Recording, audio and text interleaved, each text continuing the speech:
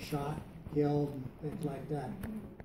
And there's scripture that tells us that if you stand up for the Lord and you get killed because of it, He'll give you a crown of life. So I'm standing there, what am I getting a crown of life for? And so this is what this whole thing is about. So I wake up about 4:15, I come in here and I write down some notes, and that's kind of what I wanted to share with you. Anybody interested in listening to how I got the crown of life? Yes, of course. The Purple Heart story. So basically, when I became a Christian in 1953, one of the first things that I learned is that there was two things that were required of us as a Christian. Number one, that God knew us before we were ever conceived. And He put us on this earth for a specific purpose. And with that, He gave us a plan of life, and He gave us a purpose. And I've always wondered what that purpose was that I was put on this earth for, and what's the plan of life. And it just kind of was revealed to me. And so this is the story that you're going to hear, is how I was able to meet the plan that God gave for me, and then I fulfilled the purpose that He gave for me. Still interested in listening? So I had done some research on what Rick Warren says was one of the reasons why we were put on this earth. And he says, number one, to worship God and develop a relationship with Him. Number two, to love and fellowship with other believers in our community. And number three is to know Christ and become like Him. Number four is to search God through the church. And number five, our purpose was to become ministers for Christ and share the gospel. But that's not what what Christ told me my purpose was, that I had a specific different purpose. But first of all, we started off with writing down, and I was just saying, Abraham was put here with a purpose to lead the people to become, Jewish people and things like that. King David was a shepherd boy. He was born with a purpose, and even Mary, the mother of Jesus, had a purpose, and you know what her purpose was. And so I was just kind of thinking, where do we go from here?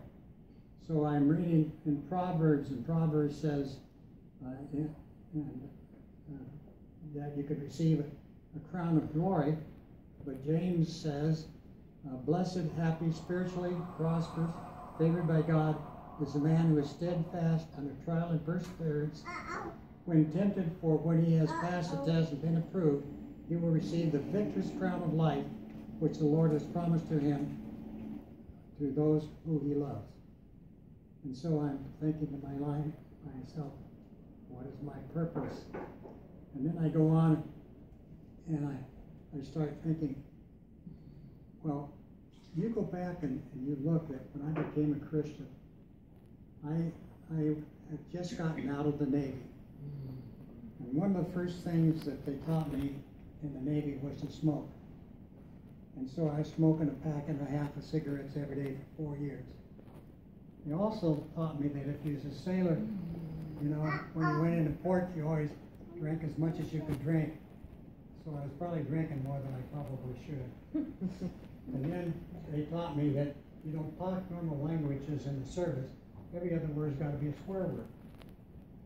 So I still had this problem in March 1953 when I got out of the service. So I tried to get a job at my home, and I couldn't.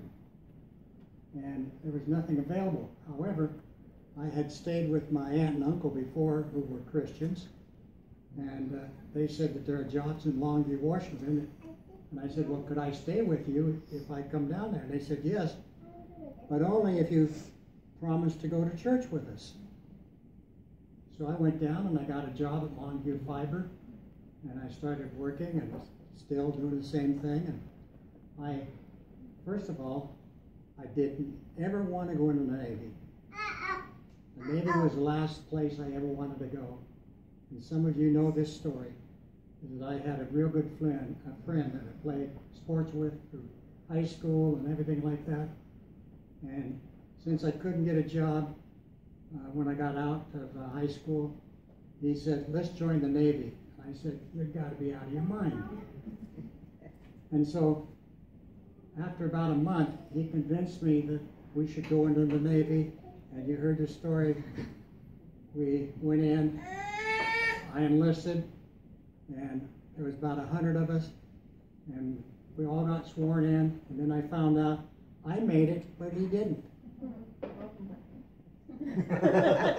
So here I was, I had signed up for 3 years to go in the Navy because he had a buddy system, and where he went, I was going to go with him. And we were going to be buddies through these 3 years.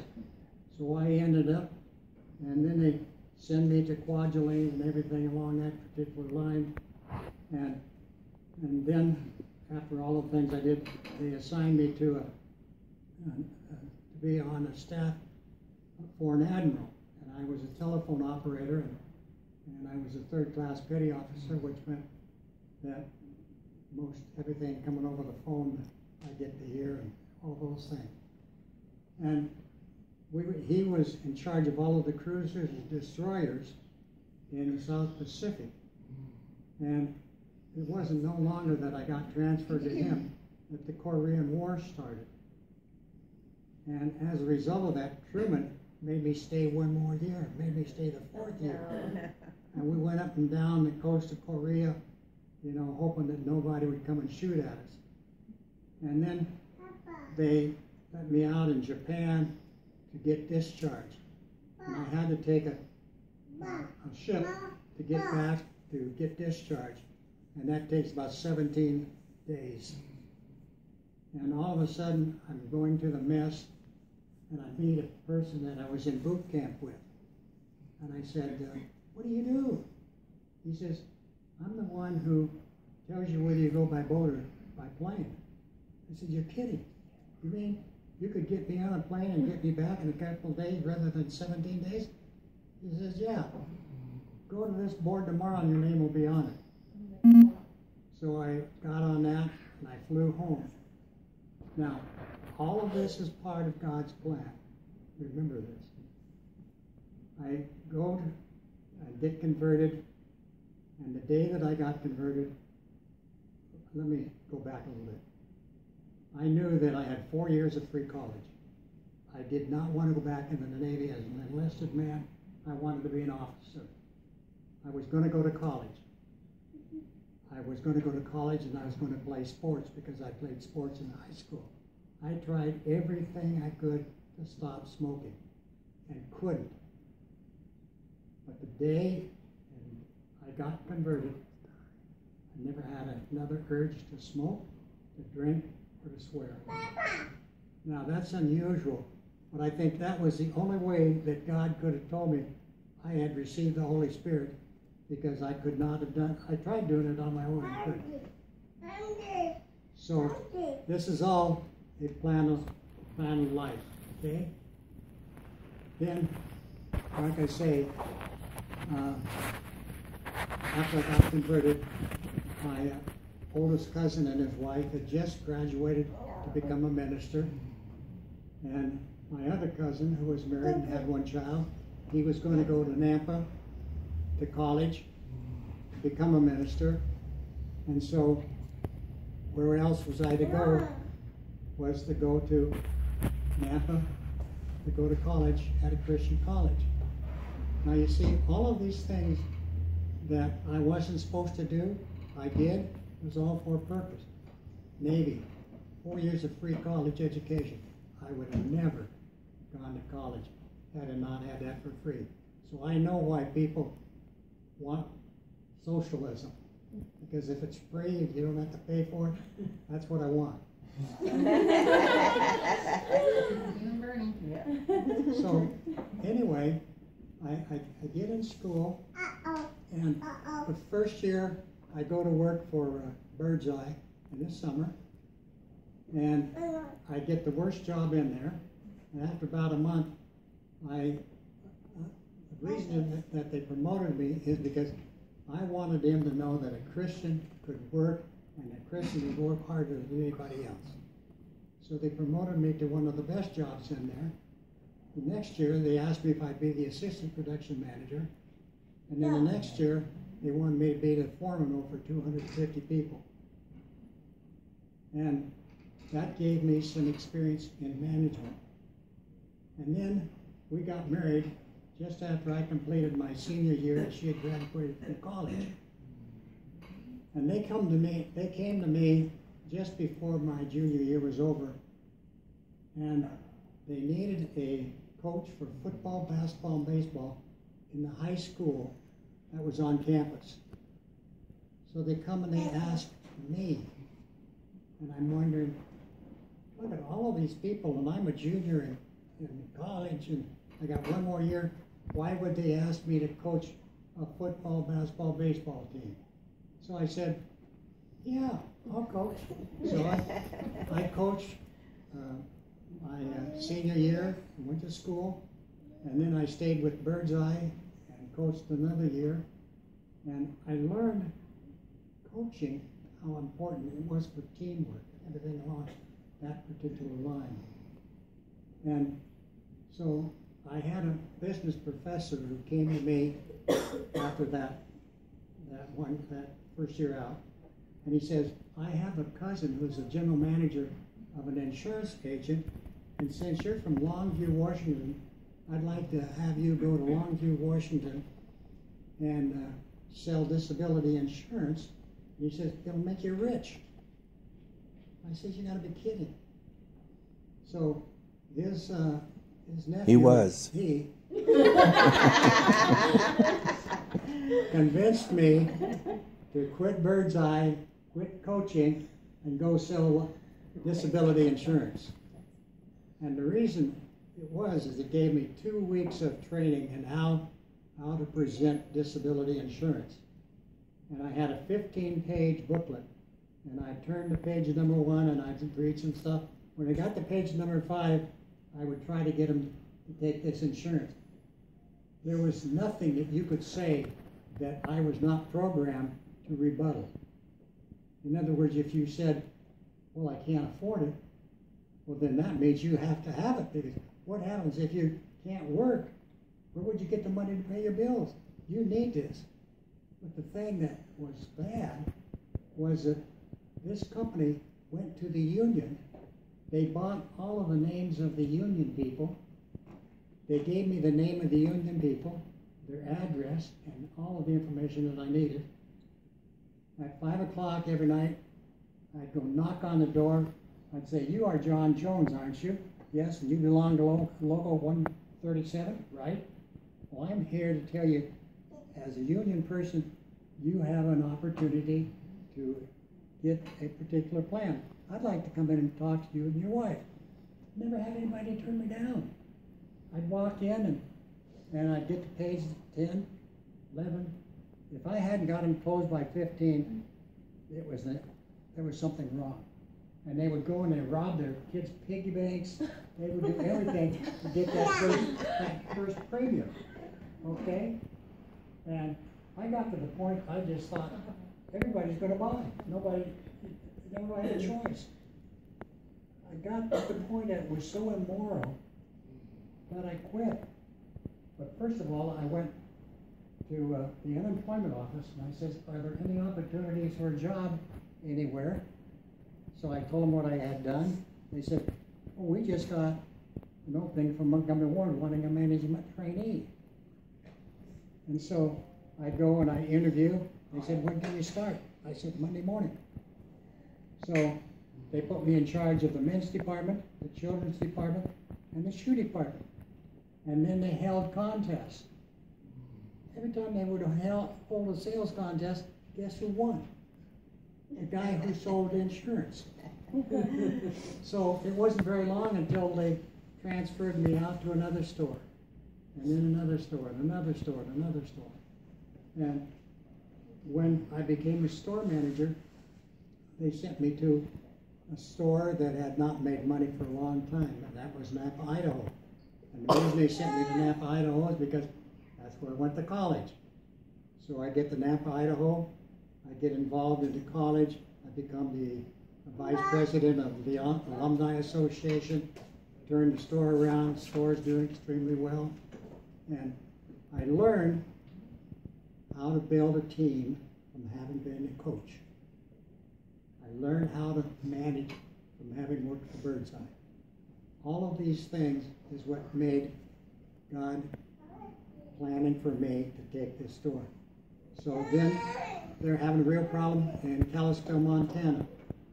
So they send me to Kalispell, Montana. And I'm there about 2.5 years and got the thing turned around and doing very well. And I hear that they got a brand new store in Klamath Falls. It's been open 2 years, and it's doing so bad that anybody that takes that, they're going to get fired. And so the rumors started coming from the district that they were going to ask me to take the store in Klamath Falls. My first reaction is, what have I done? And so I came home and I told Dina. Call from out of area. Answer it and hang Just up. lift it up and put it down. Call from.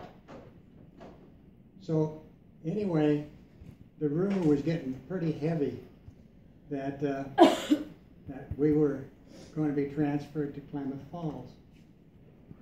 And I told Dina, I says, I don't think I want to go to Klamath Falls because that's a dead end. However, if the Lord wants me there, they're going to offer me this much money. And so I didn't hear from anybody. And my employees was telling me, well, Mr. Boyd, I know a person who can tell fortunes. And you go and just ask her when you're going to go and where you're going to go. And nothing more. And I said, you're not supposed to go to fortune tellers. And they kept after me. I finally said, okay. So on Monday, I make an appointment to meet with this fortune teller on Saturday to tell me whether I was going to go to Klamath Falls or not. She dies on Thursday. What?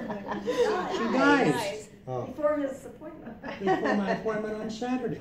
You killed her. You killed her, Dad. So guess what? Nobody's ever convinced me to ever go back to a fortune teller. At least not once they found out. So then I get this call. And they called me and said, we want you to go to Klamath Falls. I said, oh, and how much are you going to pay me? They offered me $5,000 more than what I said I had to go, that I had to have to go there. And so I thought, wow. I go home and I say to Dina, Dina, we're transferring to Klamath Falls and they must be building a church there because they need our money to help them build a church. So we moved to Klamath Falls. The first Sunday we walked in the church, Kathy and her folks were there, and there was this thing raising money to build a new church. Thermometer? The thermometer? Yeah, everybody's got the thermometer. And so as a result of that, my first reaction was that, oh, God wanted us there. There is no doubt about it. God wanted us there. And so I spent about a little over 3 years at Klamath Falls, and we turned that. The Lord turned that store around. It became one of a pretty profitable store. The regional manager calls me up and says, Don, we're going to transfer you to Los Angeles. We want you to take the store right across from Disneyland. And I says, I got to have time to think about that. So I go home and I'm praying about this, and my prayers are saying, you don't want to go to Los Angeles. Remember what Los Angeles was like when you was in the Navy? So I called him back and I said, nope, I'm not going to go. He got very angry. He says, you'll be in Klamath Falls as long as you're with Montgomery Ward. You'll never leave there. And I thought to myself, we like Klamath Falls. a new church. So, That's a new church now. so after about 3.5 years, Rick goes to his mother and says, "Is something wrong with Dad? How come we've been here so long?" Remember that? It was always a 4 years was the most that we ever stayed. So. Yeah. So then, just about, I'd say 6 months, 7 months later, the regional manager, the one that got angry at me, was left Montgomery Ward to become president of Levitt's Furniture Store. So they get a new manager. And after he was there a couple of months, he called me on the phone and says, "Don, I want to talk to you. Can you fly down to Oakland?" I said, "Sure, when do you want me there?" And he said, "As soon as you can get here." So I got there within a day or two. And I knew he wasn't going to fire me because they fire you over the phone or they walk in and take your keys. So I knew it couldn't be anything too bad. So I got there and he says, "We're having some real problems in Las Vegas. And we've had 2 store managers. The store's been open 5 years. It's losing so much money.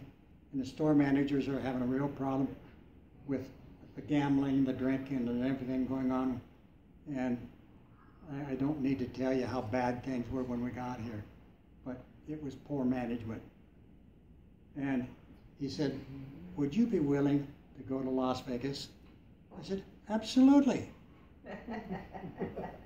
The reason I said absolutely is one of my best friends was the district manager over Las Vegas. He and I had worked together in Roseburg, Oregon, and working for him would be the easiest thing in the world. His wife and Dean and I, we went on vacation together, we played golf together, so why wouldn't I want to go to Las Vegas? So I come to Las Vegas and we walk into the church. First thing we do when we walk into the church, they're trying to build a church. That's right. And so I was there for about 6 years. And we built a new church out in Russell. And I was on the board and helped getting involved like I did in Klamath Falls. And then the minister got carried away and I couldn't take it anymore. So the J.C. Penney manager and the Woolworth store manager, which was a good friend of mine from Klamath Falls, were going to Central. So I said, "I'm going to try Central." So I go to Central, and it just seemed to match. So I go to Central, and Central was about as traditional as any church you'd ever seen. I mean, they had to sing the doxology. They had to, only certain people could offer the communion and all of the stuff like that. And so I was on the board about 1.5 years, and they elected me chairman of the board. And then they decided, we're starting to grow. We need to expand. Guess who they had in charge of expanding? They had a person who told them, we should not do what you guys are asking for. It's going to cost us $1.7 million. And the reason that I left the Nazarene Church is because they built a new church and financially put themselves so far in debt that they couldn't do anything. And you want us to spend $1.7 million and expand that? Why don't we do 3 a little bit at a time? Everybody else says, no, it costs too much. Look at the inflation. Look at all of the problems. Everybody but me voted to expand the old church, build an auditorium so that it could hold over 1,000. The other one only held 300. And so I go through this and I tell them, we're not going to have enough money to pay the debt back. We're not going to have enough money to pay our staff. We're going to have all kinds of problems. So let's start praying about it. So we get the expansion completely done. People started coming. The money started coming in so fast. We were paying the debt. We were hiring new people. Everything was happening. And all of a sudden I said, I better change my faith, my thinking. So all of a sudden we started running 2,500. We had no place to park. So we decided to buy property around the old church. Nobody would sell to us. I went to every one of them with the JC's store manager, trying to get them to sell to the church so we'd have a place to park. Nobody would sell. So they come back and they decide, and this is 1991, we need